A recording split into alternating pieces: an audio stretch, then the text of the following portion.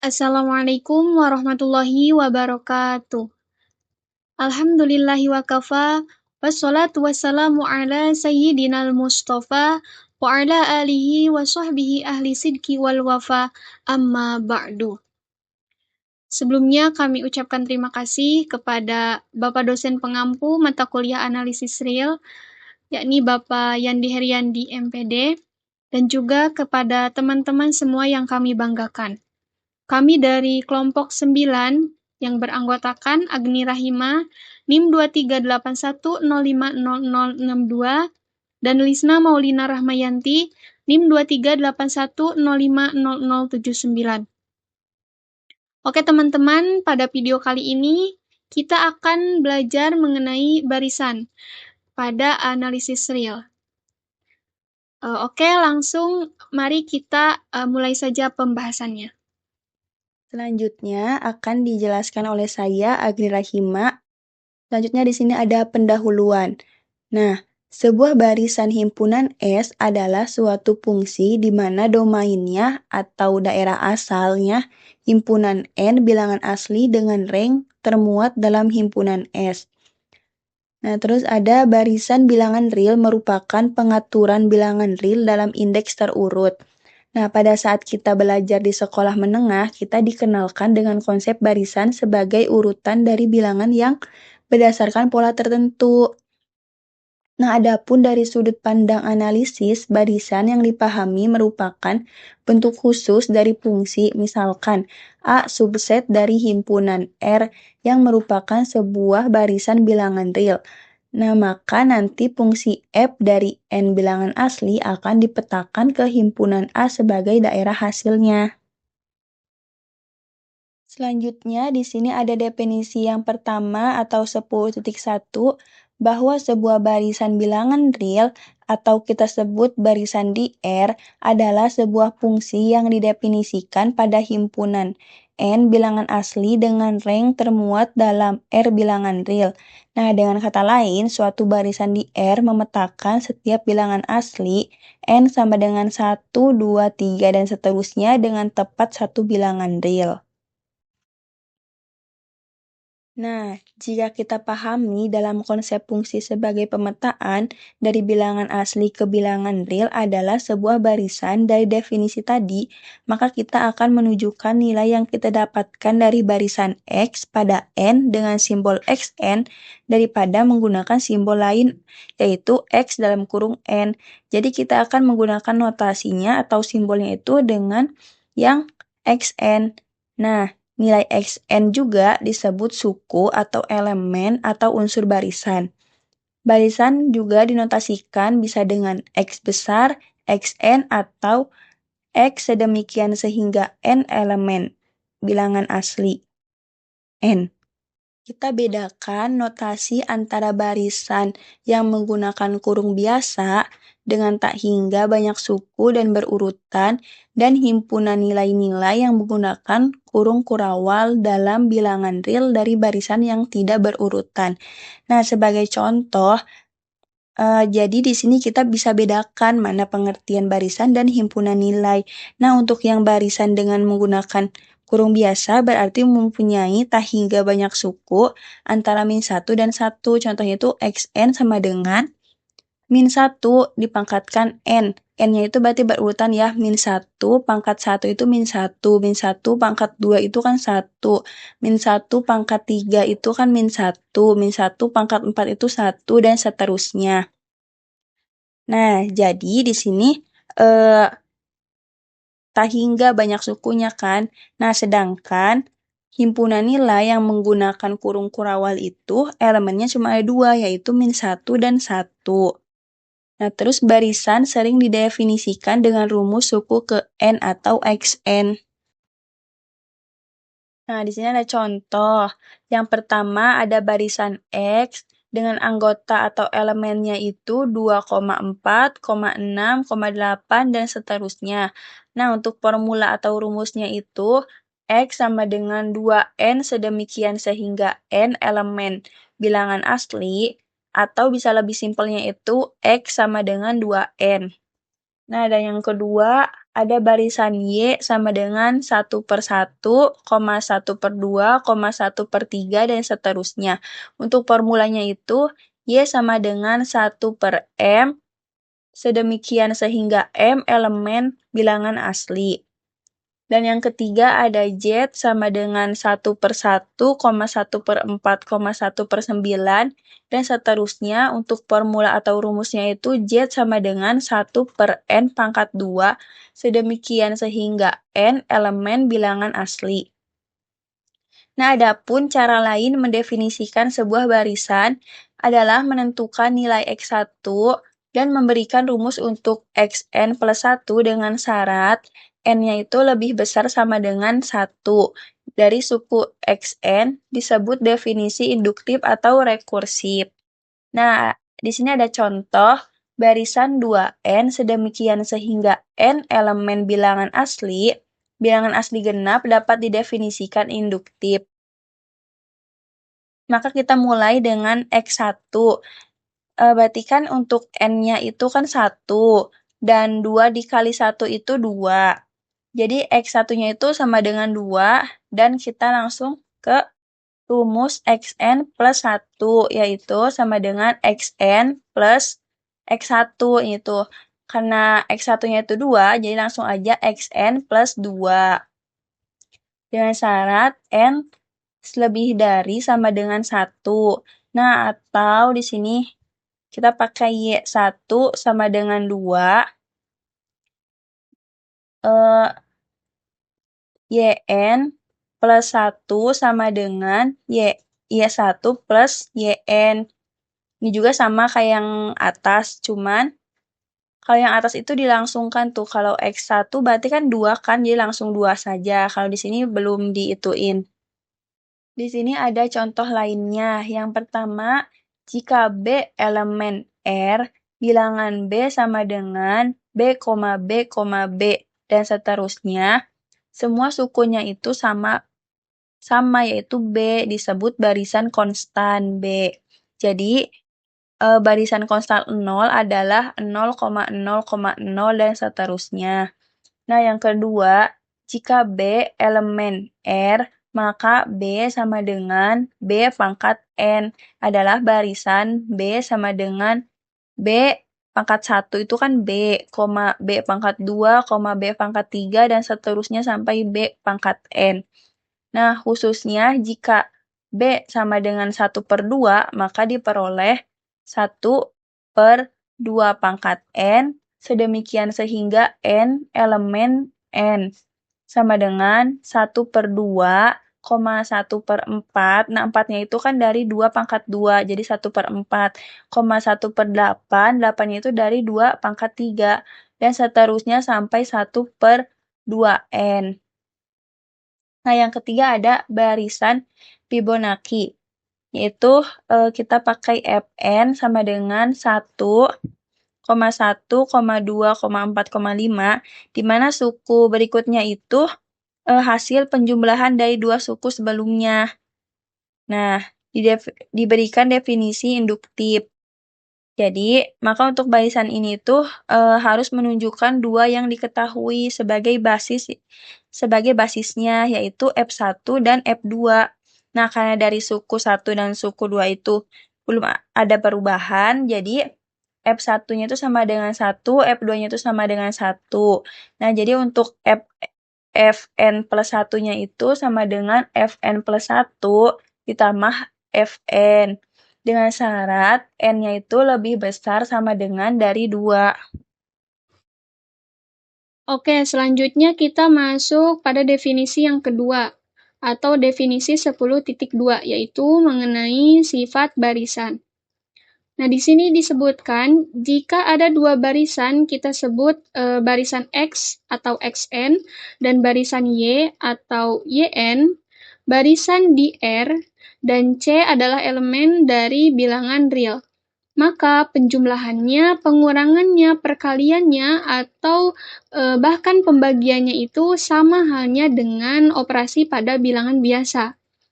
yaitu nanti ketika kita jumlahkan, nah berarti yang kita jumlahkan itu adalah suku-suku yang bersesuaian atau seletak pada xn dengan yn tersebut. Kalau memang penjumlahannya itu adalah x plus y. Nah, jadi suku yang seletak. Misalkan di sini yaitu suku ke-1 berarti ditambahkan dengan suku ke-1. Kemudian suku kedua dipasangkan dengan suku kedua dan seterusnya. Baik itu ditambah, dikurang, dikali, maupun dibagi. Tetapi khusus untuk pada pembagian, dalam sifat barisan ini, ada suatu syarat, yaitu penyebutnya atau pembaginya itu tidak boleh ada yang mempunyai elemen 0. Jadi, barisan itu bukan atau tidak memiliki elemen 0. Jadi, kalaupun terdapat satu saja elemennya 0, meskipun elemen lainnya adalah bukan 0, tetap saja tidak bisa didefinisikan untuk pembagian X barisan dengan Y. Nah, untuk lebih memudahkan, di sini diberikan contoh, misalkan ada dua barisan X dan barisan Y. Ketika ditanyakan untuk kelima sifat barisan tadi, dimulai dari X plus Y, barisan X ditambah dengan barisan Y, maka kita tinggal pasangkan saja yang seletak, atau suku yang sama di posisinya. Suku ke-1 di X ditambahkan dengan suku ke-1 di Y. Nah, contohnya di sini yaitu 2 ditambah 1 sama dengan 3. Kemudian suku kedua di X dengan suku kedua di Y. 4 ditambah 1/2 sama dengan 9/2. Dan seterusnya. Termasuk nanti polanya atau formulanya. 2N nanti harus dioperasikan ditambah dengan 1/N. Maka didapat pola baru atau rumus yang diperoleh untuk X plus Y adalah 2N kuadrat plus 1/N. Nah, begitupun dengan pengurangannya X min Y, berarti 2 dikurangi 1, hasilnya 1. Selanjutnya 4 dikurangi 1/2 atau 4-nya kita buat dalam bentuk pecahan yaitu 8/2 dikurangi 1/2 sama dengan 7/2 dan seterusnya. Rumusnya juga sama seperti yang penjumlahan tadi, hanya yang membedakan itu pada tandanya saja. Kalau yang tadi itu plus, kalau yang kedua ini adalah min. Untuk yang C yaitu perkalian juga sama. Di sini 2 dikali 1 sama dengan 2. Kemudian 4 dikali 1/2 sama dengan 2. 6 dikali 1/3 sama dengan 2, dan seterusnya. Nah, di sini itu polanya adalah merupakan barisan konstan. Jadi, semua elemennya itu adalah sama, yaitu 2. Kemudian, misalkan yang ditanya adalah 3X. Itu artinya 3 ini dikalikan dengan elemen-elemen yang berada pada barisan X. Contohnya di sini itu berarti 3 dikali 2 sama dengan 6. Kemudian 3 dikali 4 sama dengan 12. 3 dikali 6 sama dengan 18. Dan seterusnya. Sehingga didapat polanya yaitu menjadi 6N. Dan seterusnya. Ini adalah barisan. Kalau barisannya atau konstantanya itu yang diminta misalkan 5X, ya berarti tinggal menyesuaikan. 5 ini dikalikan dengan elemen-elemen yang berada pada barisan X. Begitupun dengan pembagian X per Y.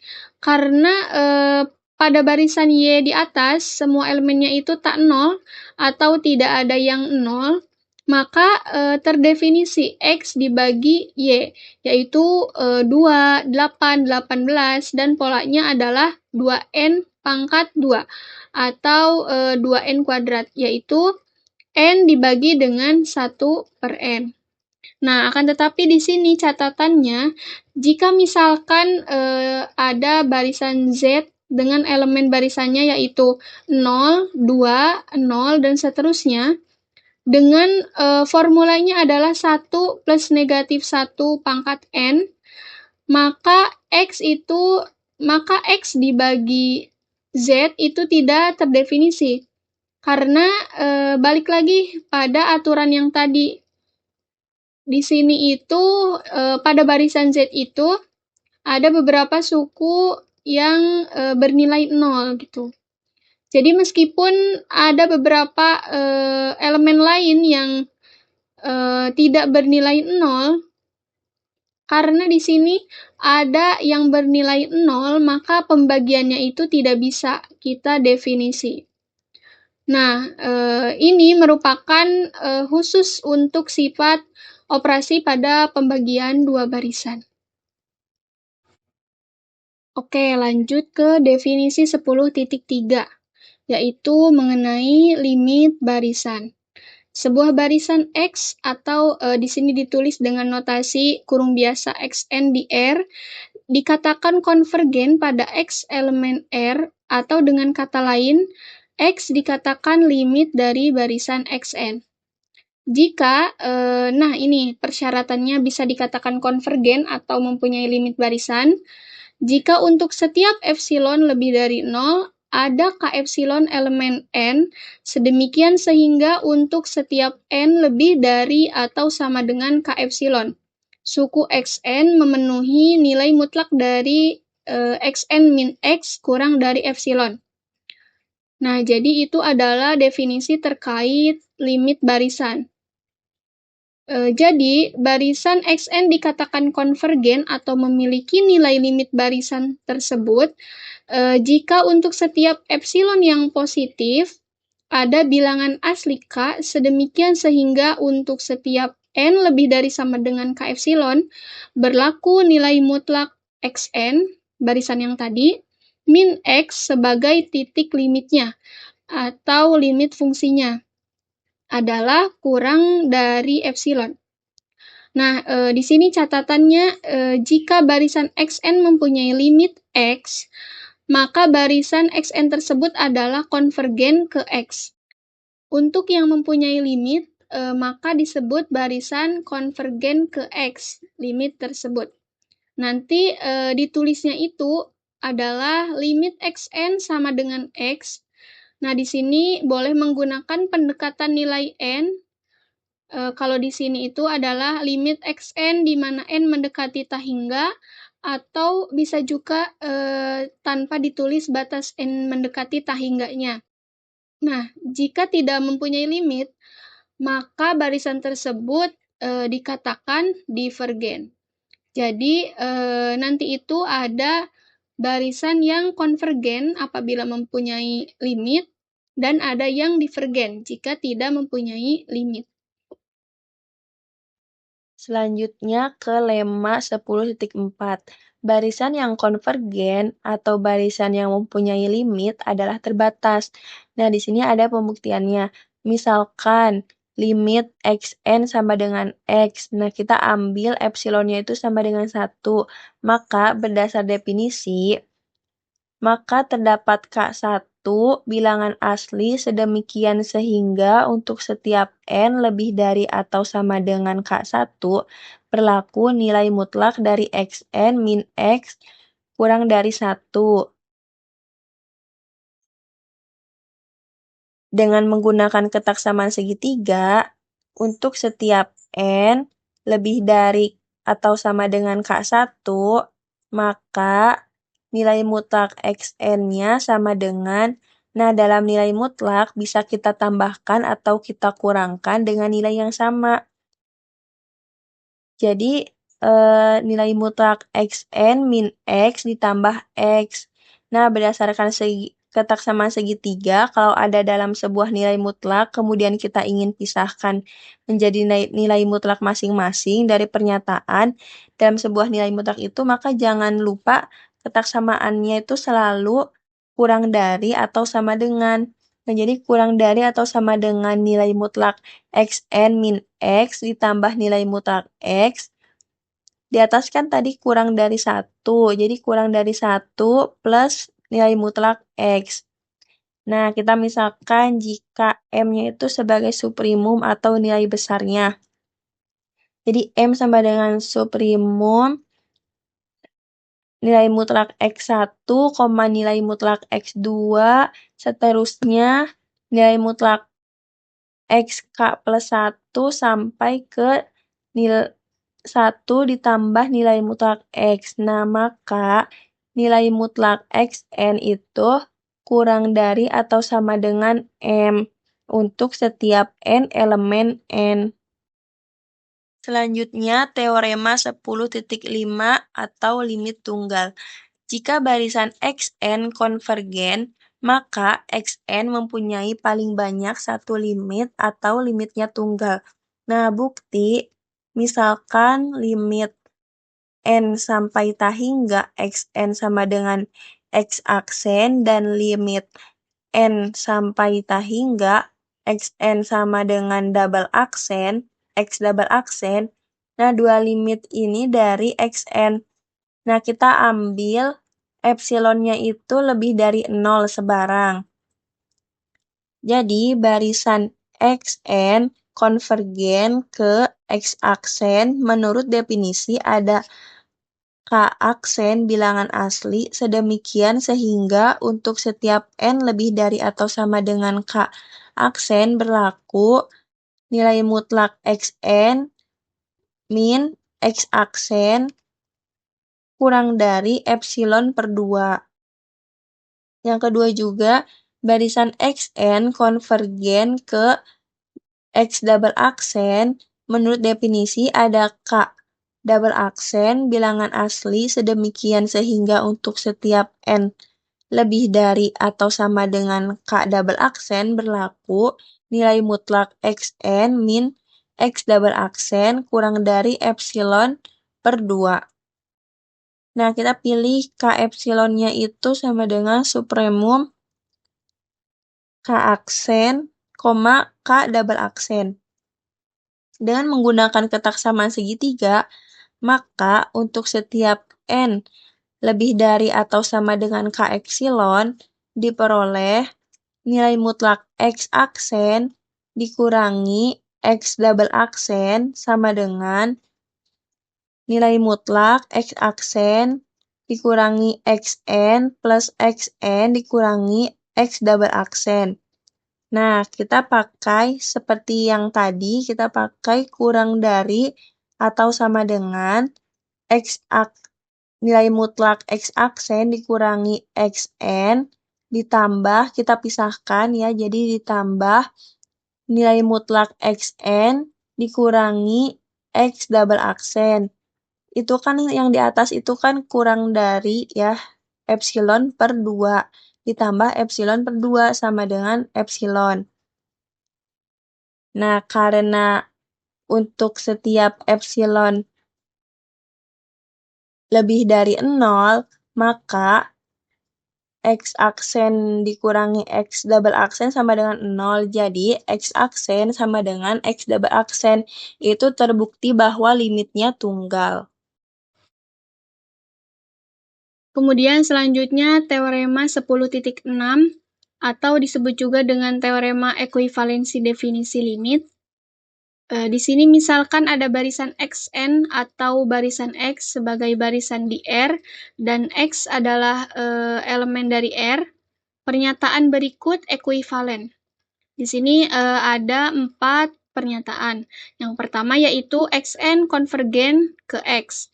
Yang kedua, untuk setiap epsilon lebih dari 0, adakah bilangan N sedemikian sehingga untuk setiap N lebih dari atau sama dengan K, berlaku nilai mutlak Xn min X kurang dari epsilon.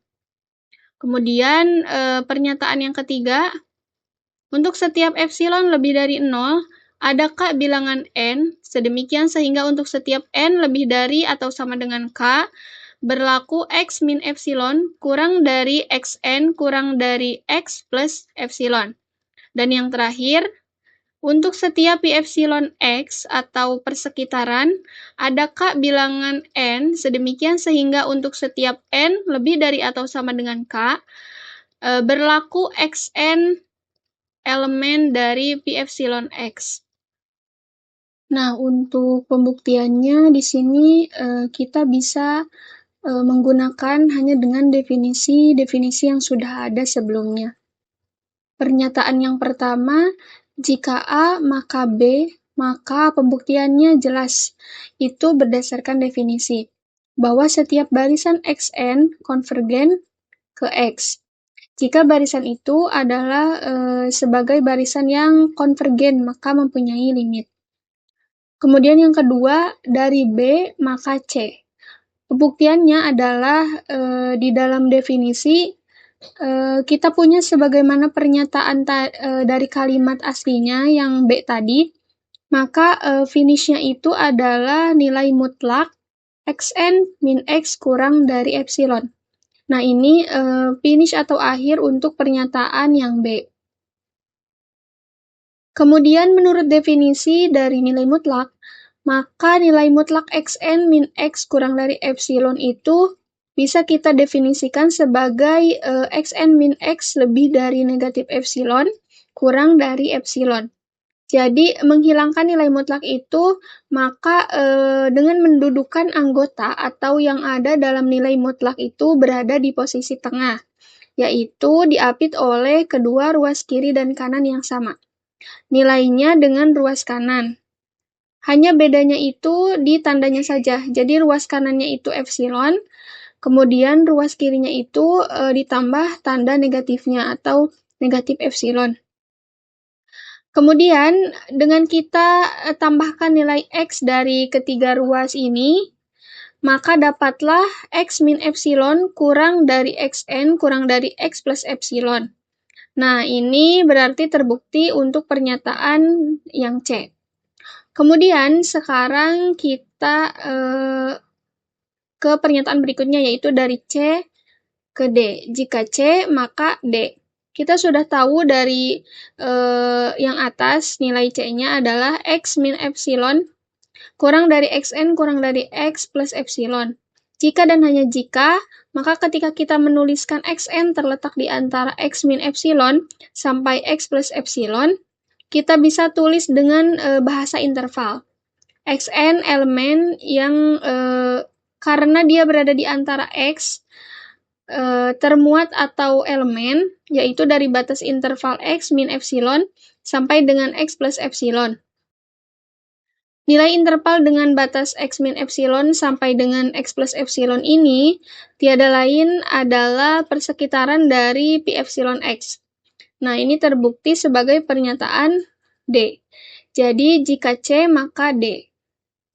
Nah, sekarang yang terakhir, ketika kita ingin mengembalikan dari D, maka menjadi pernyataan A, yaitu pernyataan yang menunjukkan konvergen ke X, kita mulai dari D.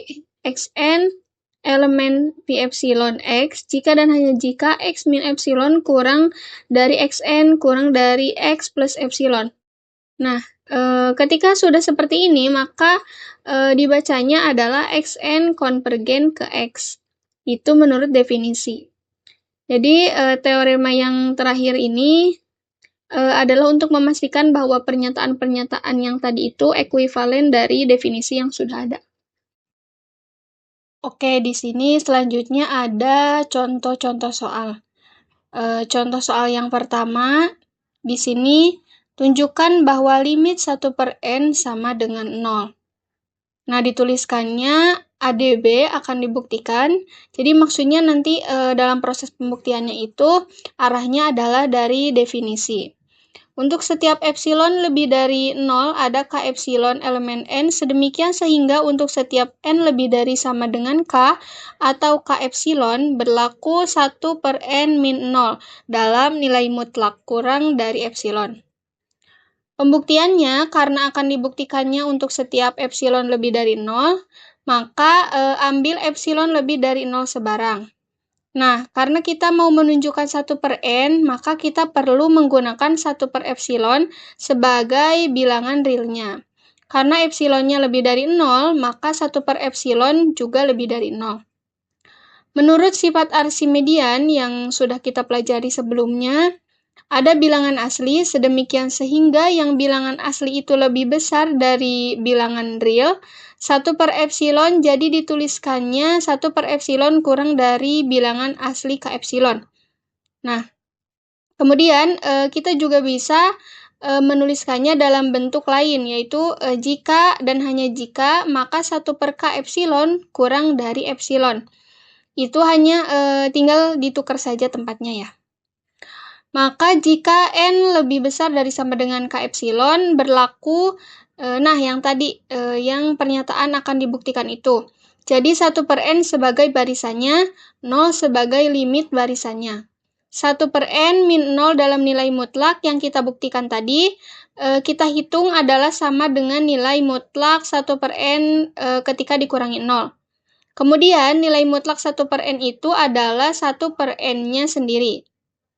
Karena N lebih dari atau sama dengan K epsilon, maka 1 per N adalah kurang dari atau sama dengan 1 per K epsilon. Kemudian 1 per K epsilon tadi di atas kita sudah tunjukkan kurang dari epsilon. Maka kita ambil pernyataan yang ADB tadi, itu terbukti. 1 per N min 0 kurang dari epsilon. Nah, pokoknya bahasa yang ADB di atas tadi itu tinggal ditulis terbukti gitu, sesuai dengan apa yang sudah dibuktikan. Jadi sudah terbukti.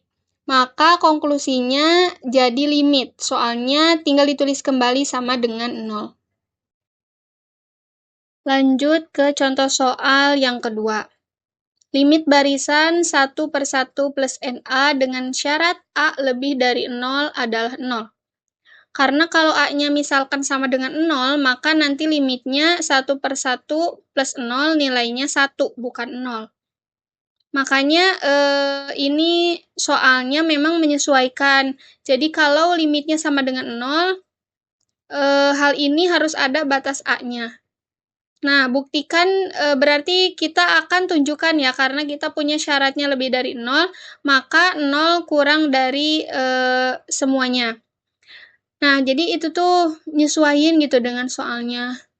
Jadi 1 per 1 plus NA ini kan lebih dari 0. Kalau A-nya lebih dari 0, maka nanti nilai A-nya itu adalah positif. Maka 1 per 1 plus NA ini akan lebih dari 0 karena ditambah. Nah, kemudian ditambahkan dengan 1, pasti akan, ketika sebagai pembagi, pasti nanti nilainya akan kurang dari 1 per NA, tidak ditambahkan dengan 1. Nah, selanjutnya ambil epsilon positif sebarang, gunakan yang sama. Caranya menurut sifat Archimedean, ada bilangan asli K, kemudian berlaku nilai 1 per epsilon kali A. Jadi, N ini kita nanti konfirmasinya itu ke epsilon, karena N itu bilangan asli. Sedangkan kita kan sedang menunjukkan K bilangan asli yang bergantung pada epsilon. Maka 1 per epsilon kali A. Kayak yang contoh tadi 1 per N, kan kita tunjukkannya itu 1 per epsilonnya dulu gitu. Sebagai yang mewakili N-nya. Bilangan epsilon bilangan yang paling kecil. Nah, jadi ketika 1 per NA, maka 1 per epsilon kali A kurang dari K epsilon. Jika dan hanya jika, maka dengan cara yang sama tadi tinggal ditukar antara epsilon dengan K epsilon. Karena tujuannya semua adalah kurang dari epsilon. Untuk setiap N lebih dari sama dengan K epsilon diperoleh, nah ini tinggal dari atas sama persis ya, sampai yang sudah dibuktikan tadi. Kemudian bandingkan dengan yang batasan N lebih dari atau sama dengan K epsilon. Maka menjadi kurang dari sama dengan 1 per K epsilon kali A. Nah, ini sudah kita tunjukkan di atas tadi, kalau nilai 1 per K epsilon kali A itu adalah kurang dari epsilon. Kalau sudah ditunjukkan sebagaimana ini, soalnya kurang dari epsilon berarti ini sudah terbukti. Jadi limit tersebut sama dengan 0. Kalau dituliskan lagi kan berarti soal yang kita tunjukkan tadi 1, menurut definisi itu barisannya min limitnya. Atau nilai mutlak barisan min nilai limitnya atau dikurangi limitnya. Tinggal dihitung 1 dikurangi 0, identitas maka tetap mutlak. Tetap nilai mutlak 1 per 1 plus NA. Kemudian kita buka nilai mutlaknya adalah 1/1 plus NA. Selanjutnya contoh soal yang nomor 3. Misalkan ada B bilangan real dengan batas B antara 0 sampai 1. B-nya terbatas oleh 0 dan 1. Maka limit B pangkat barisan B pangkat N sama dengan 0. Untuk pembuktiannya, kita akan menggunakan dengan menunjukkan nilai B-nya sebagai 1/1 plus A. Karena tadi sudah kita tunjukkan dengan 1/1 plus NA, yang mana 1/1 plus NA yang tadi kita sudah tunjukkan konvergen itu, di dalam barisan yang kita bisa baca di sini adalah memenuhi ketaksamaan Bernoulli. Nah, nilai ketaksamaan-nya yaitu 1/A berpangkat N lebih dari atau sama dengan 1 plus NA. Jadi, pangkat N dari 1 plus A akan lebih dari atau sama dengan 1 plus NA. Jadi, tidak dipangkatkan ini berpangkat N bilangan asli. Maka akan selalu lebih dari atau sama dengan yang tidak berpangkat 1 plus NA. Maka diperoleh 0 kurang dari B pangkat N, yang mana B pangkat N-nya adalah kita susun sebagai 1 per pangkat N dari 1 plus A. Nah, ini nilainya kurang dari atau sama dengan yang tidak dipangkatkan. Karena tadi nilai yang dipangkatkan lebih dari atau sama dengan, jadi kalau sepernya berarti akan kurang dari atau sama dengan kebalikannya. Jadi kalau ada bilangannya lebih dari kemudian menjadi pembagi, maka hasilnya dengan pembilang yang sama akan kurang dari. Nah, kemudian 1/1 plus NA ini juga kurang dari 1 per NA. Yang tadi sudah kita tunjukkan di nomor 2, sehingga seperti contoh yang nomor 2 tadi, jika diambil epsilon lebih dari 0 sebarang, maka secara definisi kita bisa dapatkan bahwa nilai mutlak dari B pangkat N yang tadi kita sudah permisalkan ini adalah kurang dari epsilon. Jadi terbukti bahwa limit B pangkat N sama dengan 0. Yang terakhir, contoh soal nomor 4. Untuk yang tidak 0 limitnya, atau nilai limitnya itu bukan 0. Misalkan barisan 2N per N plus 1 sama dengan 2 nilai limitnya. Nah, untuk arahnya, kita gunakan definisi untuk setiap epsilon lebih dari 0 ada K epsilon, sedemikian sehingga untuk setiap N lebih dari atau sama dengan K berlaku nilai mutlak dari barisannya min limitnya, kurang dari epsilon. Karena ini limitnya bukan 0, nanti dalam proses perhitungannya itu tidak sesederhana yang sama dengan 0. Karena kalau yang 0 itu kan identitas. Kalau bukan 0 berarti ini bisa berubah gitu, tidak tetap.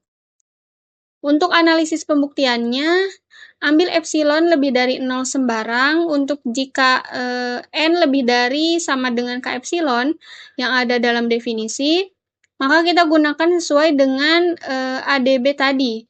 Nilai mutlak 2N per N plus 1 min 2 dengan menggunakan operasi pada pecahan dengan menyamakan penyebutnya. Kemudian kita operasikan pembilangnya menjadi negatif 2 dalam nilai mutlak. Kemudian nilai mutlaknya dikeluarkan. Nilai mutlak dari negatif 2 sama dengan positif 2 per N plus 1.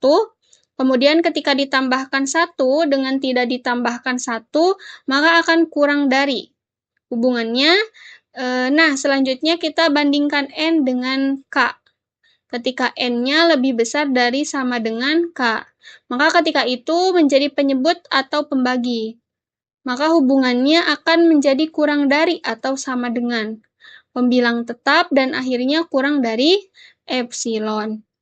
Nah, yang kita punya epsilon lebih dari 0, maka 2 per epsilon, sekali lagi ini hanya mengikuti dari yang ada dalam bahasa analisis pembuktian. Kita punya 2 per N tadi, maka bandingannya dengan epsilon, berarti 2 per epsilon. Nah, kemudian sama caranya menurut sifat Archimedean, ada K epsilon elemen bilangan n sedemikian sehingga 2 per epsilon kurang dari K epsilon jika dan hanya jika 2 per K epsilon kurang dari epsilon.